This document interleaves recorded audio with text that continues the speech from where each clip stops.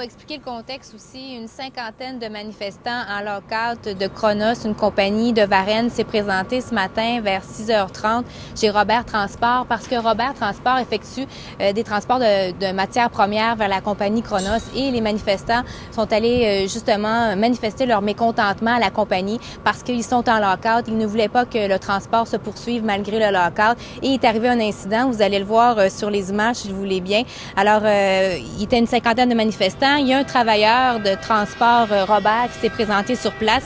On le voit, il est à l'intérieur de son camion, le camion de type Ford Explorer, et il décide d'avancer quand même à une vitesse quand même assez élevée vers les manifestants. Alors, on voit qu'il y a un manifestant qui est demeuré coincé sous la roue avant gauche.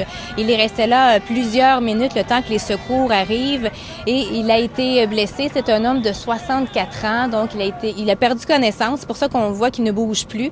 Et une fois qu'il a été sorti grâce à l'aide des pompiers, il a été transporté à l'hôpital où il a subi des blessures au visage, des brûlures, également une lacération. Mais on nous dit tout de même que son état de santé va bien. On ne craint pas pour sa vie pour le moment, mais quand même, il a été blessé après donc cet événement. Il y a eu une autre personne qui a été blessée au bras. On la voyait dans la vidéo également. Il y a 2 personnes qui ont été traitées pour choc nerveux. Alors, on vient tout juste d'obtenir en exclusivité ces images qui ont été captées par un des manifestants qui était sur place.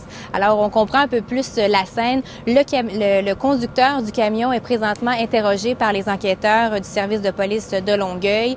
Est-ce qu'il sera accusé d'agression armée? Ça reste à voir. Pour l'instant, il est toujours interrogé donc par ces enquêteurs. Et on a eu vraiment 2 versions, Simon, faut le mentionner. Du côté du syndicat, on nous disait que l'homme a foncé délibérément sur les manifestants. Et du côté de la porte-parole de Transport Robert, on nous a dit que c'est un accident, que l'homme est glissé sous le camion. Alors, je vous laisse faire votre propre opinion lorsque vous regardez ces images. On n'était pas là, mais quand on regarde les images, on comprend un peu plus ce qui a bien pu se produire. Donc, ce matin, vers 6h50 à Boucherville, là, tout près de l'entreprise Robert Transport.